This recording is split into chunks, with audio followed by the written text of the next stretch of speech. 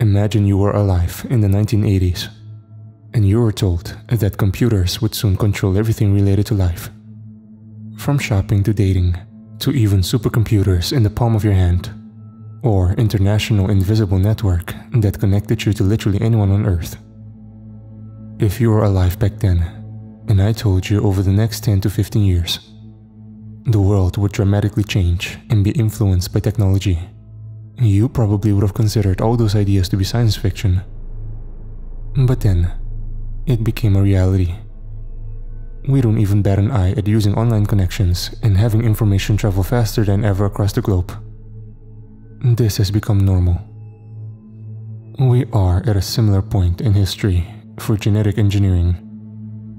While the process of editing organisms has been used throughout history, the idea of editing live cells in a precise manner is relatively new. Things like CRISPR are basically a GPS system rather than using an old trail map. In 2015, scientists used it to attack HIV and eliminate more than 50% of the virus in rats. Just imagine what that can do in a few decades. Since 2016, we've been using it to attempt to fight and eradicate different types of cancers. The limits of genetic experimentation are basically just the limits of what humans deem to be possible. Eventually, this revolutionary technology could eliminate all disease, even death. Coming to the seminar today had been a spur of the moment. I was supposed to be finishing up some paperwork for a college English course. As a student nurse, I couldn't think of a better way to spend my afternoon, but with a speaker as charismatic as Adrian York, and he was coming to talk to students about genetic modification. It was hard to stay away. Everything he said sounded so amazing, so unreal. But he had me convinced that helping the scientific community to expand their research on CRISPR was for the benefit of all humanity. And they intended to go much farther too, farther than any other scientific research had gone. CRISPR would be a baby step compared to their plans, he claimed. It sounds dangerous though. What if there are unintended side effects? My girlfriend asked. She was right. And Adrian did admit that a lot of the work they were pushing for wasn't entirely tested. In science and medicine, there are certain risks that have to be taken. Advancement only happens when we realize that we can't hold back progress. That's why I appeal to younger minds. Because even if there are some unintended consequences, we can still reverse it with time. That's putting a lot of trust in the lab, I told him. But there was one kicker to his sales pitch. The offer of money if you volunteer to join. We really need this right now. It would keep us afloat until I find work, I told Melody. Adrian sent me a dozen more emails that explained how the process worked, and that anything I wasn't comfortable with I could reject. The clinical trial would last 6 weeks, where I was away from family and friends in a control group of similar patients. There was one thing that did make me second-guess the whole process. Being cut off from Mel. No cell phone. No internet. We want to have the time spent here being used solely for the development of new therapies and experiments. Social interaction will be at a minimum, distractions as well. Along with privacy concerns. You can understand why we are doing this, Adrian explained. I had come this far. I knew it would be childish of me to back out now. The facility was state-of-the-art. The accommodations bordering on Hollywood resorts. The staff answered a lot of our questions as they took our first vitals. And before I knew it, the first therapy session had begun. It surprised me how unceremoniously everything was being done. We were hooked up on machines that weren't much different than anything else out there. But as I understood it, the things being placed inside our body would be gradually altering basic properties of our very DNA. You won't even notice the things that occur. One day you may wake up and realize that you no longer need eyeglasses, or perhaps you might not be allergic to something anymore, the head nurse explained. So, this is what progress feels like, huh? A fellow patient named Clint asked. I smiled nervously, and watched TV as treatment began. It was about the same for the first week. We had treatments only twice a day, sometimes in separate rooms, just because Professor Adrian said that some of the modifications worked better in smaller test groups. It was actually surprising to me how dull the process was. I kept thinking, is this really going to make a difference to me in the long run? But I shouldn't have been so eager for changes. The first sign of trouble actually came from Clint. One day, we were getting ready for a session when he told the doctor he was having a severe reaction to something. "Look at this rash," he said, pulling his scrubs up. He was right. Half of his chest was burning red, clearly inflamed. It looked like portions of his skin were peeling off. "It started all of a sudden last night. You don't think the genetic treatment is causing this, do you? We'll start running a few tests to get an answer," the physician told him. But I could tell Clint was getting fidgety fast. He didn't like being told that they didn't know why his body was reacting this way.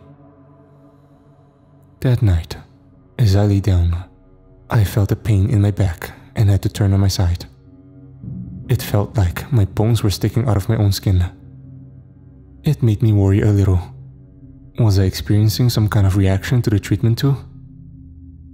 I got up and found Clint's quarters, getting his attention as I tapped on the door. "You think you might be having something happen to you too, huh?" he asked as I pulled my gown up in the back, and he told me. "It looks pretty strange, almost like a calcium deposit. Your skin is brittle and tough at the same time. This has got to be some kind of crazy coating mistake from the treatment," he exclaimed. "But a change in our makeup like this shouldn't happen so suddenly. Professor Adrian told us it could be months before we saw anything of an improvement." "Not sure what we are experiencing is an upgrade, mate," Clint said as he looked around the hallway suspiciously, afraid we were being watched. "Listen, I think there's more to this modification than Adrian is letting us know. They could be testing all sorts of stuff right under our noses. We all signed those NDAs. Who's to say they haven't turned us into cesspools of genetic testing material?" he snapped. "And what happened to the other patients that went to that island? We haven't seen them come back yet. What if they got eliminated because it messed up?" "That's just sounding paranoid," I warned them. "I'm just a med student, but so far, they've treated us well. We should be patient." "Maybe so, but we should at least be allowed to view our medical charts from the time we started. Blood cultures, enzymes, stuff like that. It could provide us clues to what is changing in our genetic makeup." "They wouldn't be deliberately trying to screw up our bodies," I told them. "Oh yeah? And why not? I bet they could get away with a lot in this lab, and we wouldn't be the wiser.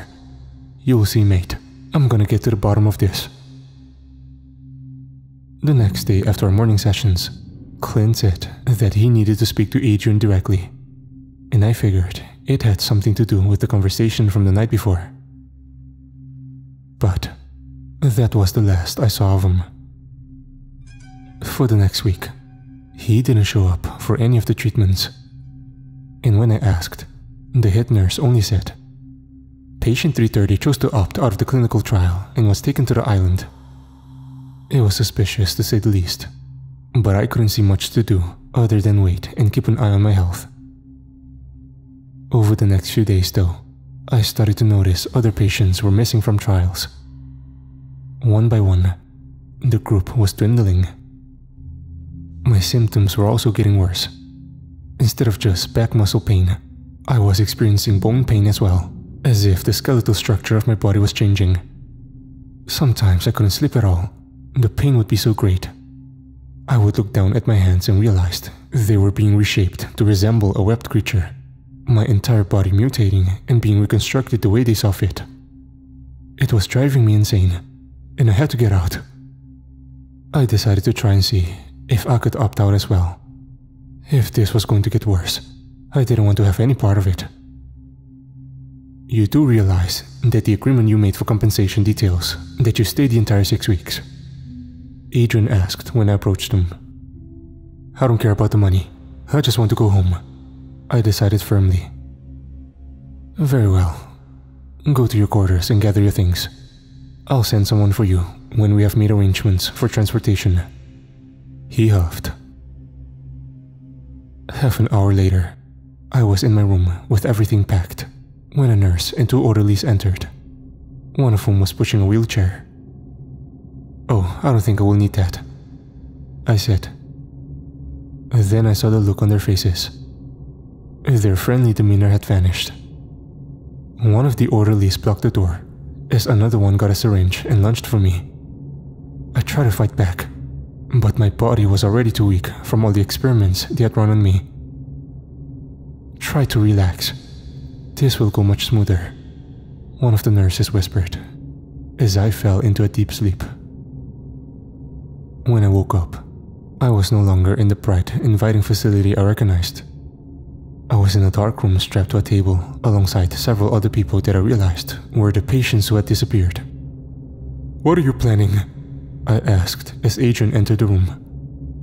I suddenly realized that all of the fears and paranoia Clint had worried about were real.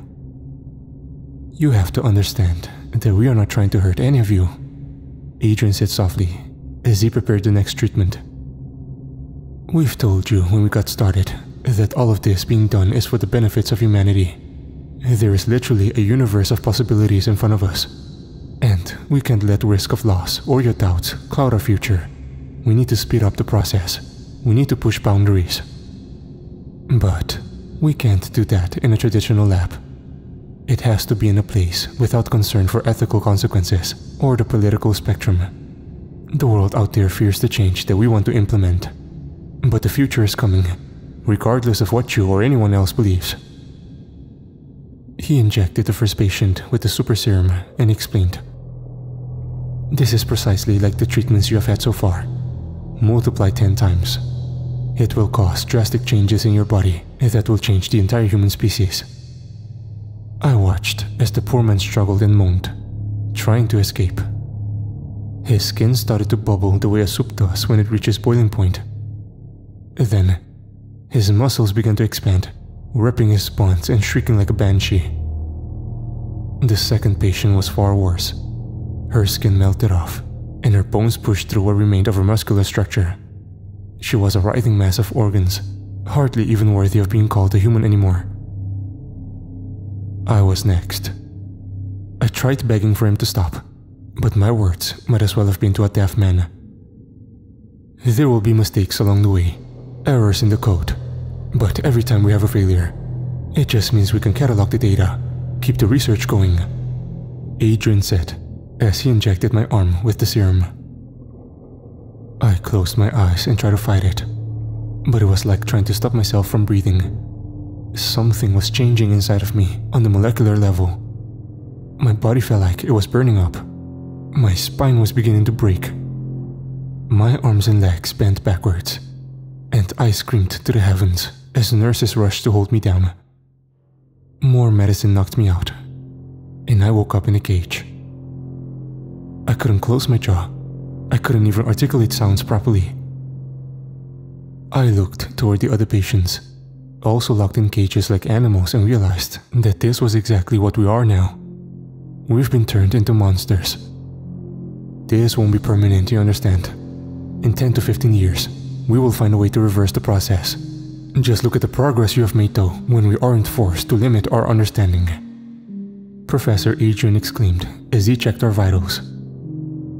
I wanted to rip his throat out. I wanted to destroy him in this entire facility. Those thoughts of anger and rage and fear became my daily meals as we were experimented on, each day losing more of our connection to humanity. I think I lasted the longest, keeping some part of my sanity as the others transformed into beasts before my eyes. I finally used that fear and anguish to fight back, use these mutations that the doctor had given us and attack. I burst through the cage and clawed all the personnel, their attempts to knock me out as futile as ants attacking an ape. I was mad, but also terrified. If I failed to escape now, I knew I would never get another chance. I ran through the halls, naked and like an animal. Maybe that is what I am now. I caught a glimpse of my broken body in the mirror. My hair disheveled, and my muscles threatening to atrophy. My lungs were outside my body, and my legs bent backward like a dog. I screamed again. Then I saw the man responsible for all of this. He and at least a dozen other men guarded the exits. You can't leave. The world out there has no place for you. You will be feared, hunted. We can still fix you and discover even more about the human body in the process, Adrian said. He sounded so calm, so sure of himself. A distant memory of Melody flickered across my mind, and I made the choice, using my mutating body as a battering ram to escape. I ran for hours, in the dark and amid the foliage, eating fruits and berries like a mutt, sleeping on the ground. Eventually, I found refuge in a small cottage, the residents not home. I think it had once been a tourist lodge, and I found a way to send a message not only to Melody, but to the rest of the world. This is that message. I can feel my body breaking down on a molecular level, some sort of time-activated decomposing gene that Adrian put inside of me to kill me if I were to escape. It won't be long now, and I'll be gone. My mind is already collapsing, and I can hardly feel like this ability to perform basic human functions will last long. He'll come to collect my corpse and use it to further his math research. I sent this as a warning to others who also are daring to tamper with the natural order. Our species is not ready. My fear is that we may never be.